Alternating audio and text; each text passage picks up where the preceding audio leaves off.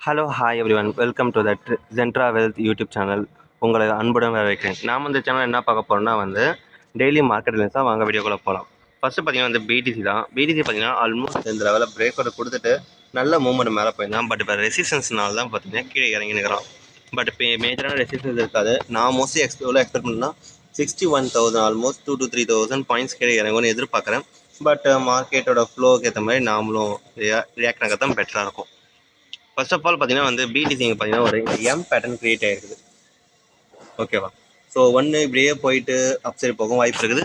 அப்படி இல்லைன்னா இந்த எம் பேட்டர்ன் ஃபாலோ த்ரூ ஆகிட்டு அப்படியே டவுன்ஃபால் ஆகவும் வாய்ப்பு இருக்குது. ஸோ அந்த மாதிரி டவுன்ஃபால் ஆகிற அந்த இதை பிடிக்கிறதுக்கு தான் நம்ம பார்த்துக்கணும். நம்ம டெலிகிராமில் ஆல்ரெடி நம்ம போஸ்ட் பண்ணியாச்சு. இங்கே ஸ்டாப் லாஸ் இங்கே வச்சுக்கிட்டு நம்ம இங்கே டார்கெட் வச்சுக்கலாம்.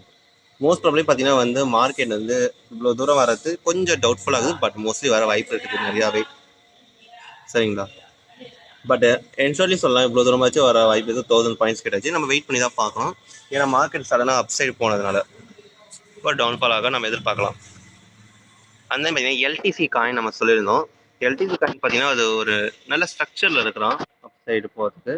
ஸோ அதனால் நம்ம பையிங்க்கு சொல்லியிருந்தோம். கரெக்டாக எக்ஸாக்டாக பார்த்தீங்கன்னா இந்த லெவலுக்கு நம்ம பையிங் பண்ணியிருந்தோம்.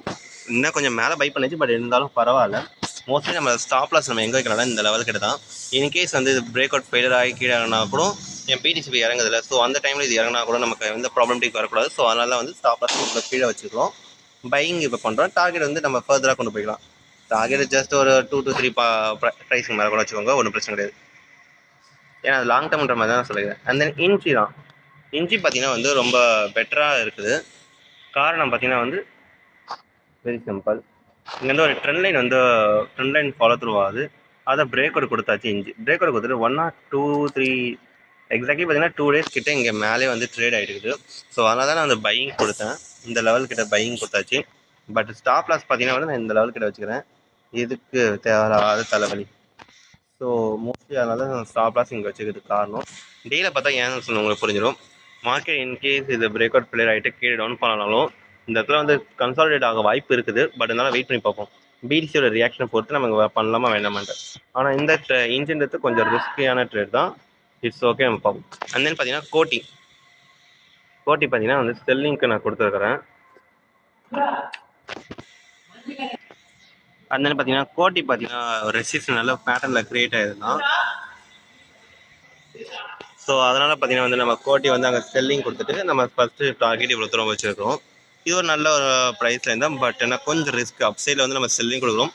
பிடிசியை நம்ம எதிர்பார்த்து. ஸோ நம்ம வெயிட் பண்ணி பார்ப்போம். நம்ம அதனால் டெலிகிராம் சேனல் ஜாயின் பண்ணிடுவோம். ஏன்னா அதில் தான் நமக்கு பர்ஃபெக்டாக சிக்னலை கொடுத்துருவோம். பட் அனலைஸில் தான் உங்களுக்கு தெளிவாக தெரியும்.